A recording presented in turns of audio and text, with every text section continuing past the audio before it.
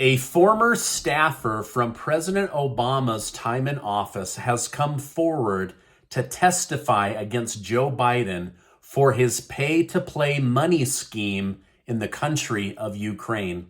More secrets are being revealed from the leaked Pentagon papers, and former President Donald Trump answered questions for over 7 hours under oath regarding his criminal trial.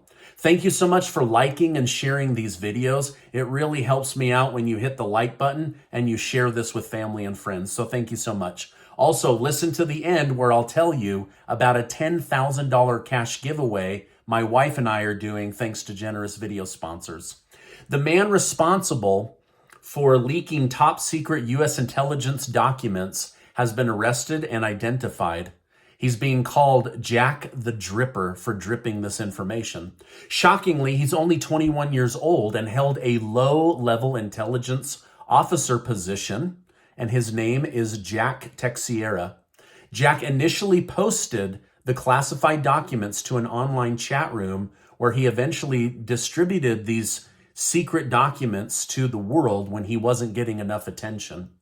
Now, here's what we know so far. He will likely face at least 10 years in prison and will be tried for violating the Espionage Act. Although some Americans are saying he's a hero for telling the truth about Russia and Ukraine and the United States spy programs. Now, a question immediately started circulating.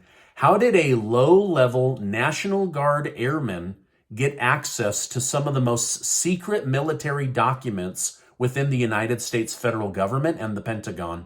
We don't really know, but it looks bad, and that it shows just how many security flaws there are in our system.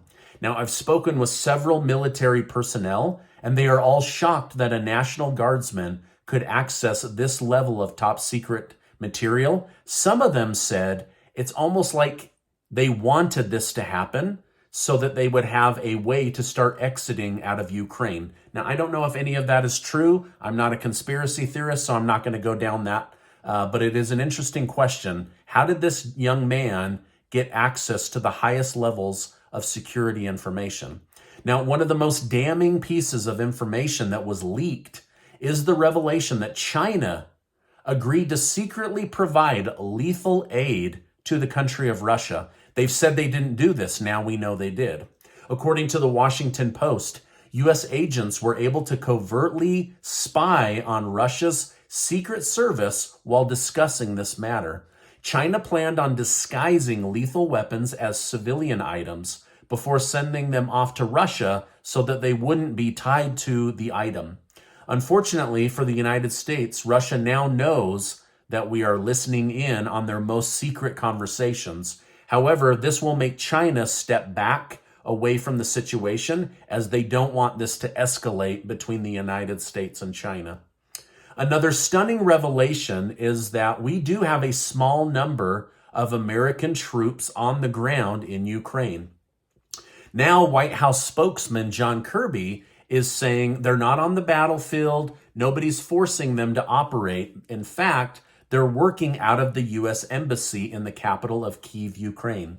However, this has raised questions regarding what would happen if an American military man or woman was killed by Russia. Rebecca Koffler, a former National Defense Intel officer, claimed that things have changed in regards to how countries are handling attacks. She stated that the attack on an American soldier would likely have to be intentional in order to prompt war between the two countries. Since the United States claims that she is not involved in war with Russia, any American that is killed in Ukraine was taking a risk with their own life. Former President Donald Trump's lawyer has released an update regarding his civil business fraud case in the city of New York. He reports that Trump was forced to answer questions under oath for over 7 hours yesterday. While this case is separate from his criminal case, it seeks to extract $250 million from President Trump. Trump's lawyer stated he, Trump, remains resolute in his stance that he has done nothing to conceal, and he looks forward to educating the Attorney General about the immense success of his multi-billion-dollar family company. Former Obama White House staffer Mike McCormick has claimed that he has incriminating information against President Joe Biden, and he's willing to testify. McCormick claimed that he was a witness that overheard administration official Jake Sullivan committing American resources to assist in fracking related to the Ukraine energy company Burisma. Now, reportedly, this comment by Sullivan was made just days after Hunter Biden joined Burisma's board of directors. McCormick stated, Joe Biden is bringing American taxpayer money to enrich that company and himself and his family. So according to this Obama-era whistleblower, then Vice President Joe Biden used his office to funnel taxpayer money to a corrupt energy company in Ukraine in exchange for a board of director job for his son Hunter, who had zero experience in oil and gas. Hunter was paid in exchange for this favor as vice president $80,000 a month, not a year, $80,000 a month for a job daddy got for him while abusing his office as vice president of the United States of America. Now, this would be like finding out that Mike Pence used taxpayer money to get his son a job in Russia making $80,000 a month. This is a crime, and they are going to go after this. They now have somebody from Obama's cabinet willing to testify against the former vice president. Speaking of vice presidents, Vice President Mike Pence says he's extremely close to making a decision on whether to run for the office of president. Pence stated, I believe that you'll have a clear idea of what the Pences decide in weeks, not months, and I promise to keep you informed on our decision. While Trump sees DeSantis and Pence as competition, Pence claimed, for our family, it's always not so much about competition as it is about being a calling in our life. So basically, Pence is going to decide, most likely end of April or May. I'm also reading that Ron DeSantis will likely announce whether he is running sometime in mid to late May once they finish up all of their stuff in the state of Florida. So it'll be really interesting to see who is going to go head to head. We already have Robert Kennedy coming out against Biden. We have another woman that's coming out against Biden.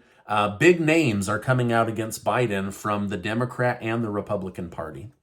Now, Casey and I are giving away $10,000 in cash thanks to generous video sponsors, and we're so excited to help people right here in our community.